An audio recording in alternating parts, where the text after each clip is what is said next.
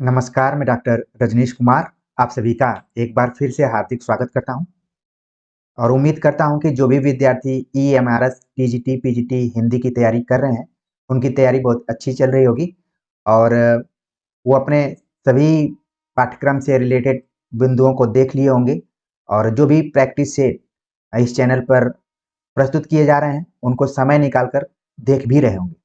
इसी बीच एक कमेंट मुझे आया हुआ था जिसमें पूछा गया था कि जो लिखित परीक्षा या फिर लिखित पैटर्न पर प्रश्न पूछे जाएंगे उनके आंसर हम कैसे पढ़ें, कहीं मिल नहीं रहा है।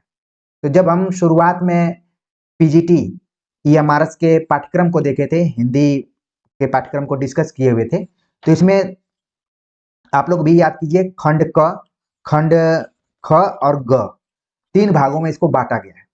खंड क के अंतर्गत कई जगहों पर दिया हुआ है कि सप्रसंग व्याख्या, भाव, सौंदर्य, विषय परक प्रश्न रहेंगे, शिल्प, सौंदर्य, वस्तुनिष्ठ प्रश्न रहेंगे। इस तरीके से दिया हुआ है, जिसको देखने से ये लग रहा है कि कहीं लिखित परीक्षा होगी। लेकिन जब मैं एग्जाम शेड्यूल को देख रहा था, तो यहाँ पर देखिए लिखा हुआ है कि मोड ऑफ एग्जामिनेशन, जो भी परीक्षा का मोड है, वो ऑफलाइन है और ओएमआर सीट बेस्ड है। यानी कि आपको कोई एक अलग से कुछ लिखने के लिए नहीं मिलेगा, बल्कि ओएमआर पे ही आपको पूरे सवालों का जवाब देना है।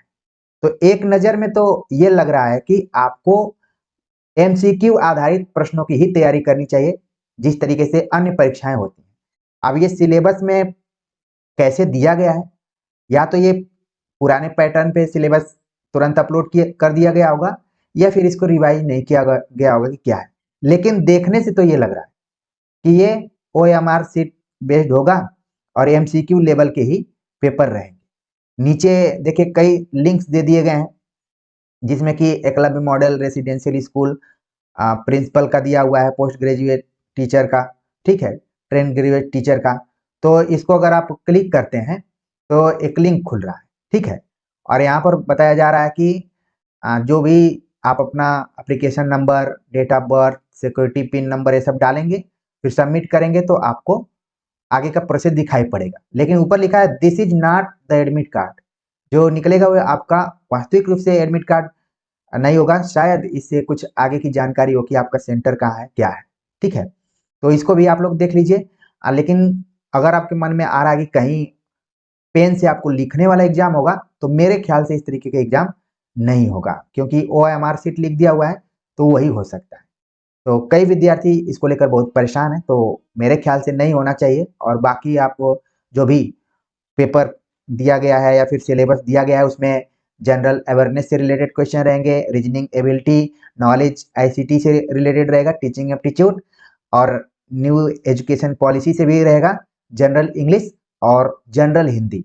ये तो एक कॉमन टाइप का पेपर है इसमें। बाकी आपका स्पेसिफिक सब्जेक्ट से भी रहेगा। हमने सिलेबस पर बहुत पहले बातचीत की थी, उसके अनुसार कवर करने की कोशिश भी की थी। तो आप शांत चित्त होकर ठंडे दिमाग से अपने परीक्षा की तैयारी कीजिए और अच्छे से परीक्षा हॉल में पहुंचकर बेहतर परफॉर्मेंस कीजिए और आपका इसमें चयन हो। तो उम्मीद है कि चीज़ें समझ में आ गई होंगी, उसी हिसाब से आप पढ़ते रहेंगे। तो मिलते हैं एक नए टॉपिक के साथ, तब तक के लिए नमस्कार।